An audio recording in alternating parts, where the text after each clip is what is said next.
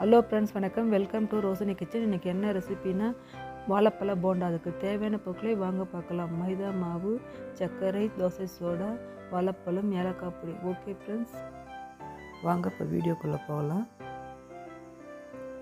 1 tumbler மைதா மாவுக்கு 1/4 tumbler சர்க்கரைங்க. அதை மிக்சியில் பவுடராக்கி போட்டிருக்கேன். இப்போ 1 டம்ளர் மைதா மாவு போட்டுக்குங்க. வாசனைக்காக ஏலக்காய் பொடி போடுங்க. தோசை சோடா போடுங்க கொஞ்சம். இப்போதான் போண்டா புசு புசுன்னு இருக்கும். இது உப்புத்தூள் போடுங்க, இனிப்பு வரைக்கும். அப்புறம்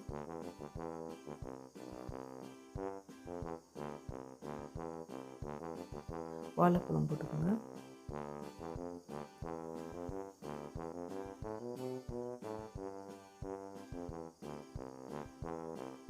இது மிக்சியில் போட்டு அடிச்சியும் போட்டுக்கலாங்க.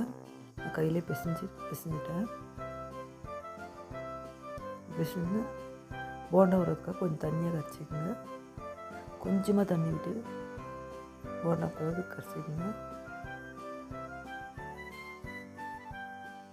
நிறைய தண்ணி விடக்கூடாதுங்க. சக்கரை இருக்கிறதுனால ரொம்ப தண்ணி விடும்.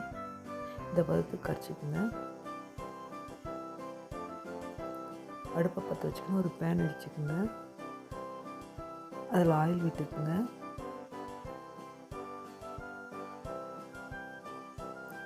ஆயில் நல்லா சூடாகட்டும்.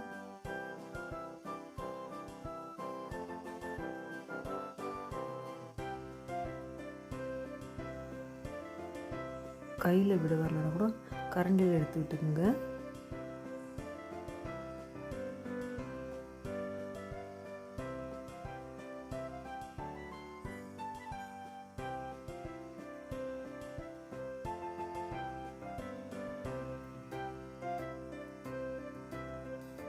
மிதமான சூட்டில் வைங்க.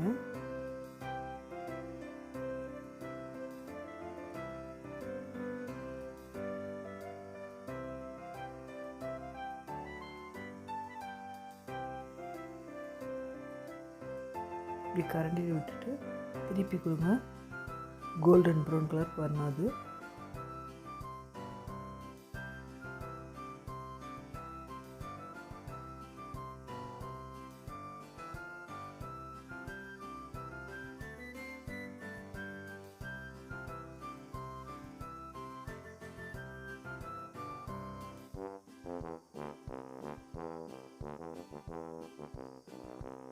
கோல்டு கலருக்கு வந்துடுச்சு. ப்ரௌன் கலர் ஆன பின்னாடி எடுத்துக்கலாம்.